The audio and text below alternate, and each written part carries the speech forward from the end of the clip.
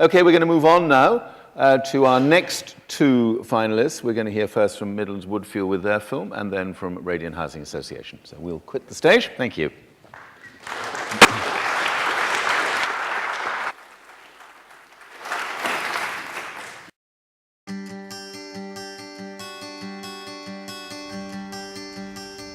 Well, Midlands Wood Fuel was established in 2004. For quite a number of years prior to that, I'd been working to promote the use of wood fuel and wood fuel heating. And people were telling me that they wanted to do it, but they didn't have any confidence that there was a supply infrastructure established so that they would be able to get fuel for their boilers. We work with Midlands Wood Fuel as a key partner. The main usage of heat at the leisure centre is the swimming pool, but the heat also does all the hot water and heating for the rest of the building as well. Shropshire Housing has for a long time been committed to carbon reductions. For a long time I've known Midland Wood Fuel, and this seemed a prime way of championing our cause. The wood that we use is very much the low-grade timber that has very little other market value.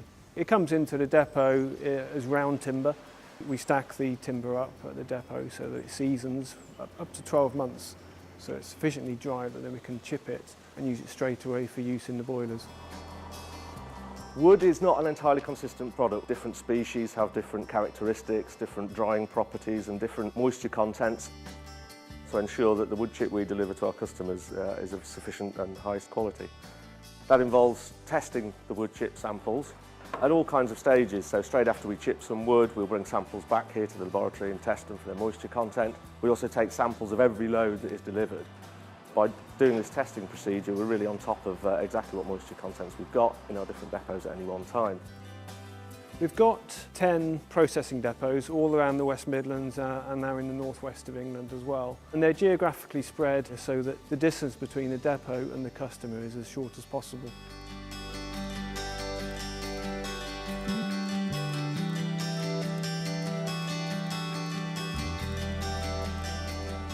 We've got three ways of delivering wood chips: blowing them along a flexible hose from the back of a vehicle directly into a tank or storage room.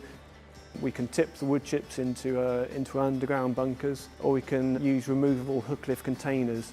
When that's empty, we bring a vehicle, take the container away to the depot, fill it up and bring it back. There's 91 homes, a mixture of flats, houses. We have a 250 kilowatt biomass boilers which feeds all the houses and the flats via a district heating main that's under the footpaths that feeding into heat exchangers that are situated in each property. We have a heat meter here for the boilers, so we take a meter reading at the end of each month, which we send to Midlands Wood Fuel, and we're invoiced for the fuel that way. Well, one of the key ways that we've achieved market growth is making wood fuel accessible to people, and that in terms of understanding what wood fuel is and what wood chip is. And one of the key things has been by measuring the heat output from the boiler. People don't understand necessarily what they're getting in a tonne of wood chips or a cubic metre of wood chips. What the heat meter tells them every month in the same way as a gas or electricity meter does. I thank Midland Wood Fuel for their innovation. We actually pay them based on kilowatt hours, so we manage our risk that way. The benefits we've seen, we've got an exemplar carbon neutral project. We've got a local business and a supply chain which create local jobs in a rural economy, which is a hard thing to do. But the benefits go right the way down the chain, from the timber haulier to the forestry contractors, and also the owners of the woodland who are getting an income from the timber. We've also got happy customers who have got heat in their homes at a very economic value. It's terrific all ways round.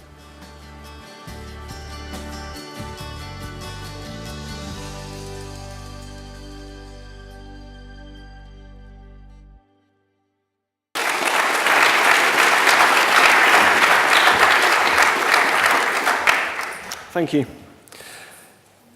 The use of wood fuel heating in examples similar to these two has got huge potential. The current price and availability of fossil fuels, the very welcome renewable heat incentive, all make investment in wood fuel heating technology potentially very, very attractive. two things certainly need to happen for that potential to be realised. The first is that wood fuel heating, wood fuel boilers, I think are very much the poor relation of the renewables family. People understand, or they see wind turbines and they see solar panels and they understand what they do and what they are. But when I talk to people about wood fuel heating, 9 people out of 10 will give me a completely blank look, or they'll talk to me about putting a log on their fire at Christmas. The potential is huge. 85% of all new buildings in Upper Austria, for example, have wood fuel boilers. The oil boiler installations in that region are less than 1%. So the potential is huge. But in order to achieve it, we need to really raise the profile, and through particularly the media, is to start talking about wood fuel boilers and wood heating so that people start to ask the right questions and start to understand what it is. The second key issue revolves around the businesses that are going to deliver the government's very ambitious targets on renewables, and particular issues for businesses such as mine in the wood fuel supply chain relate to things like cash flow, the very high capital cost of the equipment that you've just seen for processing and delivery, and accessing finance for that. Because when we talk to the bank, if we were selling and buying baked beans, the bank would lend us money for baked beans. But because we're buying timber, the bank don't understand timber. And so accessing finance is challenging because the mainstream lending markets really don't understand what it is that we're doing. And that's a barrier for both for existing businesses and also for new entrants. And new entrants in the renewables industry are going to be absolutely vital for it to grow. And this is an area where the new Green Bank has and must play a crucial role in helping small businesses enter the renewable energy industry.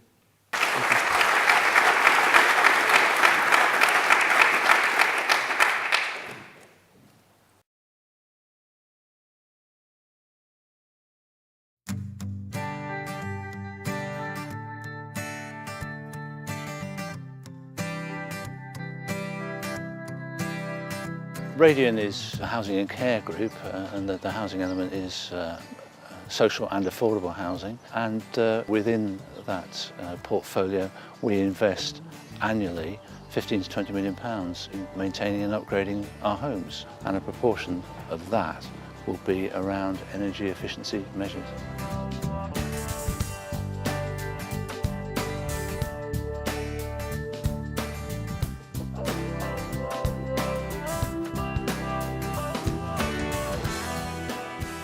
This project really fell out of our asset management strategy. That's really how we carry out maintenance to all of our properties. These particular homes are REMA, prefabricated homes. They were built in the 1950s, sort of homes for heroes after the Second World War. They come to the end of their life and it was clear that we had to do something with them.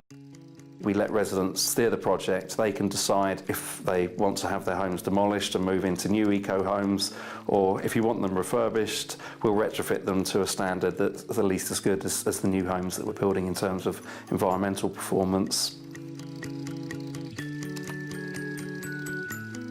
We weren't railroaded into a situation that we didn't want. They listened to what people wanted, and I think they went along with the people's wishes by keeping the houses and doing the redevelopment as it's turned out at the moment, which was lovely.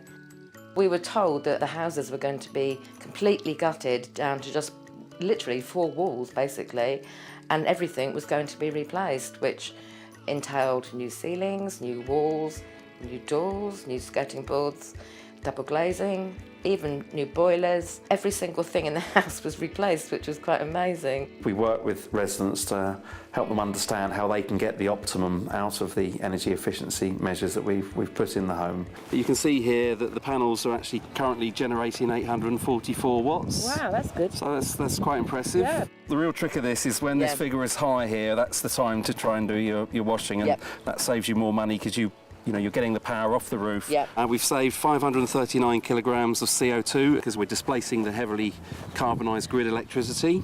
That's brilliant. And I've also saved on my electricity and gas bill. That's right. By under half now. Yeah, that's brilliant. Really pleased for you. Yeah.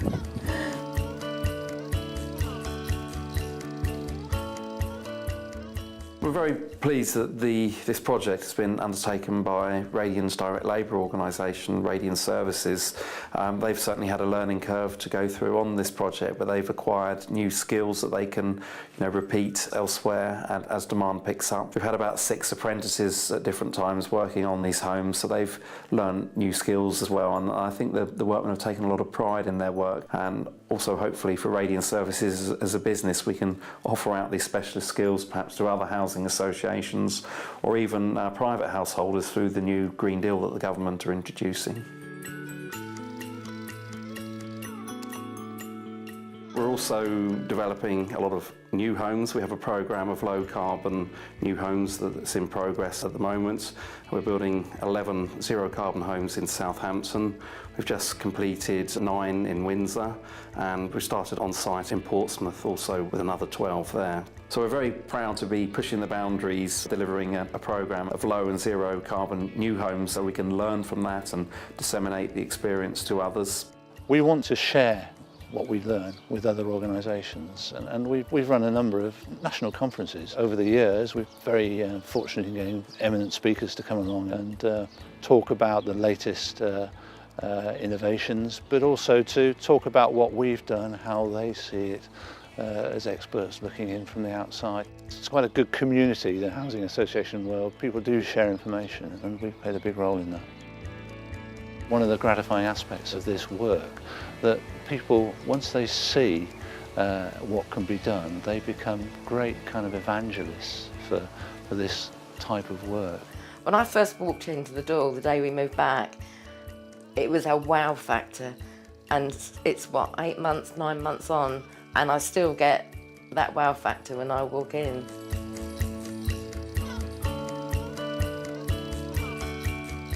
There's nothing better than meeting a resident, someone who was born in one of these houses on this estate. Their parents were the tenants. Now sees it as a new house, an absolute kind of missionary now for the work that we're doing, and that's the real payoff.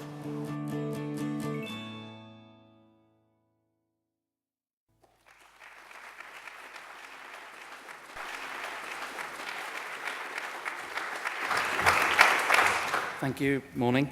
I'd like to say a few words about uptake with retrofit and look into both voluntary and compulsory or mandatory approaches. I think a big challenge for us is how do we make energy efficiency the must-have household accessory or investment that you make to encourage the voluntary uptake. It needs to be the conversation after the dinner party. For want of a better phrase, I think we just need to make it a bit sexier. We need to consider the role of the media. They must have a sustained and accurate approach to highlight the benefits of retrofit to residents.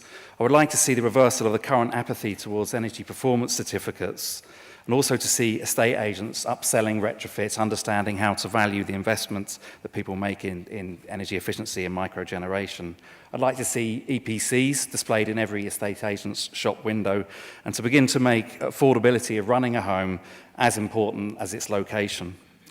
We need to also have support from trusted and competent community liaison personnel, not only on the technical aspects of retrofit, but critically the retrofit process. It's a very emotive time if someone is being decanted from their home, and these people need support to understand this. Please scrap the 5% VAT rate currently applied to energy efficiency related measures. I believe we do need some legislation and some target setting to help us move towards the big challenge of the 2050 that we need to achieve. And I'd like to see higher stamp duty imposed progressively on EPC bands D, E, F and G, with the excess repaid post the retrofit to reach band A or B, but while still respecting our cultural heritage. I believe that both public and private landlords should not be permitted to let homes of an EPC band E or below from 2013, not just the F and G as currently being suggested. I'd also like to see the previously debated consequential improvements to existing homes be introduced as part of building regulations, whereby when a home is extended or substantially altered, the overall energy performance of the home must be upgraded rather than just having one super insulated extension. My second point is to really make better links, more sustainable links between the delivery of new homes and retrofitting existing homes. The Zero Carbon Hub, in their report, recommends that from 2016, the residual emissions from new homes should be mitigated or offset through allowable solutions to reach the zero regulated emissions definition. The Zero Carbon Hub in their report referred to a price per tonne of CO2 per annum, perhaps paid over a period of 30 years. What I'd like to ask for is for affordable housing providers to be permitted to directly invest this money or this levy into retrofitting their own homes or other existing social housing. By doing this, the equivalent investment will save a lot more, a much greater amount of carbon dioxide than the residual emissions of the new home. This is often looked at in terms of carbon value or diminishing returns. So I've reached the top floor of the lift, and I'm not sure who's trying to get out first, me or the politicians, but thanks very much. Paul.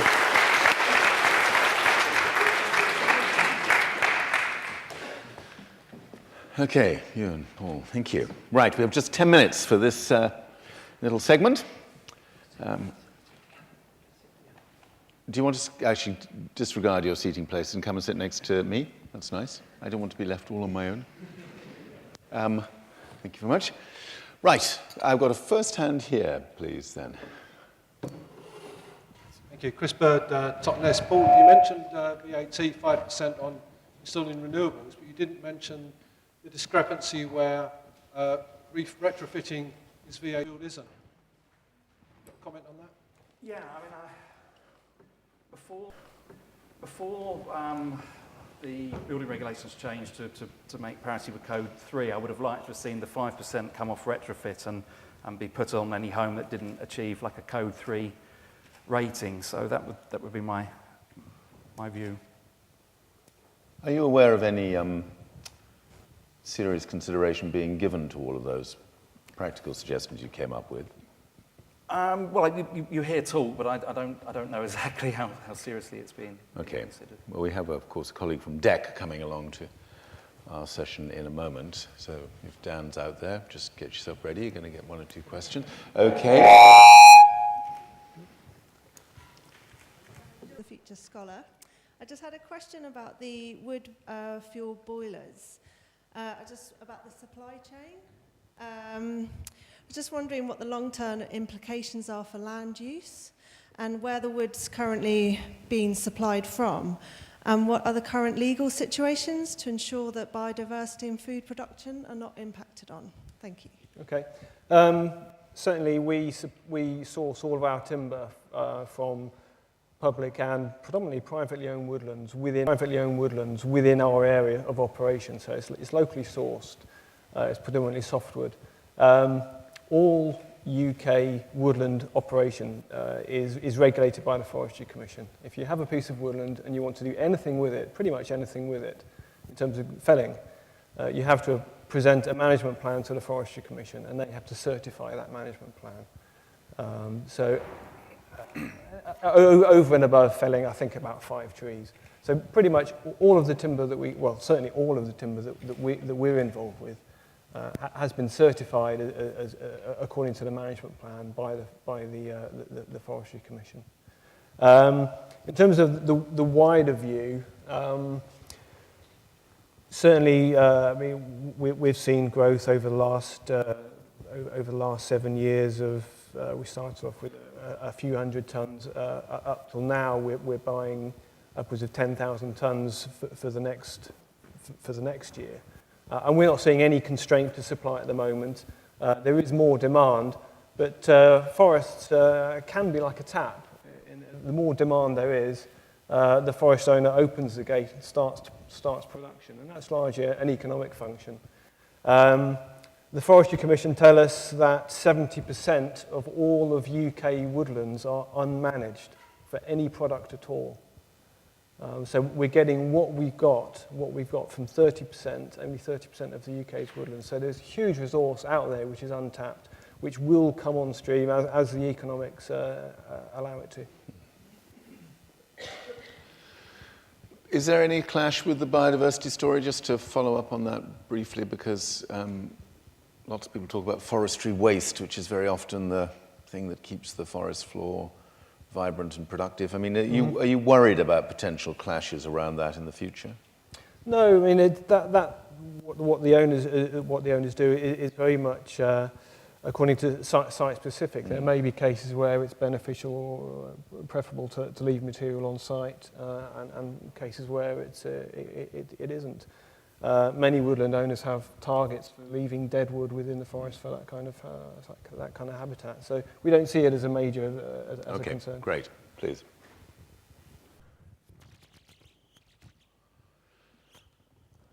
Hello, David Cotton from Dulwich Going Greener.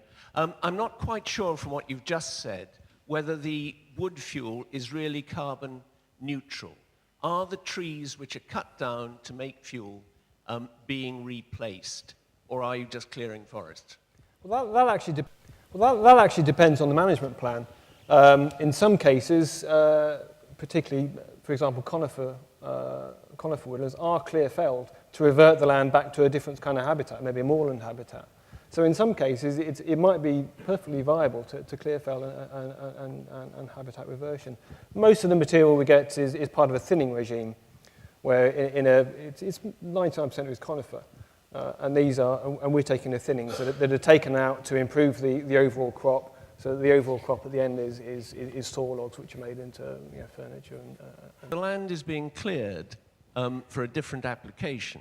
Burning this fuel is not reducing the carbon footprint at all then. It depends what it's being reverted to. Yeah. In some cases, that may be the desire to clear fell and revert. But overall, the forestry cover within the UK overall is increasing. What claims do you make in your marketing materials on that score? Well, in terms of the whole carbon neutrality, we estimate, we as best we can calculate, that the fuel is about 95%, the carbon reductions are about 95%. Obviously, we're putting diesel into the chipper and into the trucks to process and deliver the material. But that 95% is dependent on a replanting regime. So is there a question mark there? Potentially there is. But generally, I mean, conifer clear fell for habitat reversion, that's not the norm. I mean, that does happen. But most of the stuff is thinnings for overall crop improvement. Great, good. One at the back there, please. Hi, I'm Margaret Gearty from the University of Bath, and I'm really interested in learning and how the learning from your projects might be connected with other similar projects. I've had the pleasure of doing learning histories of previous Ashden finalists, the Barnsley example of using biomass fuel to reduce carbon emissions, and also the Kirklees case of the solar energy. And I was really interested, these were stories that kind of, you mentioned the media, but these were kind of more stories that told the human, the sleepless nights, the pain and the effort involved as well. So a question really to both of you about some of the pain, and indeed to the earlier speakers as well, some of the pain and challenges that you might have faced. Would you be willing to share that as well? And were you informed in any way by Kirklees and Barnsley in your respective projects? Thank you. Right, let's have a little bit of psychological reality here. How many pain barriers do you go through on a daily basis, Paul? Well, we're always very happy to share our learning with others. And what we found essential with the retrofit project was having a dedicated community liaison officer who was available to meet the residents in that retrofitted street at any time to help allay their fears. As I said, it is very emotive, particularly for elderly residents, to be moved out of their home into a decant property and then to come back. You know, it is a painful experience for them. Once they're back into the home, we do an educational program with them in partnership with the Greening campaign, and then we do one-to-one home visits to talk through about the energy efficiency, so they feel more happy asking a question. You know, there's no stupid question in terms of retrofits, but quite understandably, we probably need to give a similar message to residents on maybe 3 occasions before they start to really get that. But you know, that's just as we would expect. That skill set, I'll come to you in a moment, Ewan, that skill set, that's quite a big overhead on your operating costs. Indeed. I mean, there's absolutely huge hidden costs of retrofit. It's not just the capital costs. It is our staff costs, perhaps trying to pursue grants. There's removal costs, loss of rent. you know, all these things are often forgotten about when we're thinking about. And as you watch the private sector gearing up for this mega opportunity with a sometimes extraordinary level of enthusiasm, do you get the impression they're going to be as applied on those skill sets as you might have been? Well, I think they need to be. Whether they will be, I don't know. But I mean, we're fortunate enough to have properties we could move residents into. In the private sector, that's not so easy. You may have to retrofit with people in situ, which is a whole other debate, really. Ewan, Payne? Well, certainly 7 or 8 years ago, in setting up the business, there was no manual for how to set up and establish a wood fuel business. So at the time, we had to really learn by luck, by making mistakes, which are actually the most valuable way of learning, and really to a large extent picking it up as we go along, and also talking to other companies that in other parts of the country, because it's still quite a small world. We generally know everyone. We know each other. So there is a lot of communication, a lot of learning from each other, from our sort of similar countries, similar companies around the country. And even now, we still informally always take phone calls from fellows in all manner of corners of the country, asking us, look, I want to do this in my area. How do I do it? What do I look out for? And we're always willing to help them out with that. Great, thank you, Paul, and thank you very much indeed. Right, I'm sorry that's the end of our question time with our 5 UK finalists, and thanks to all of you. I'm sorry we're going to have to move on now.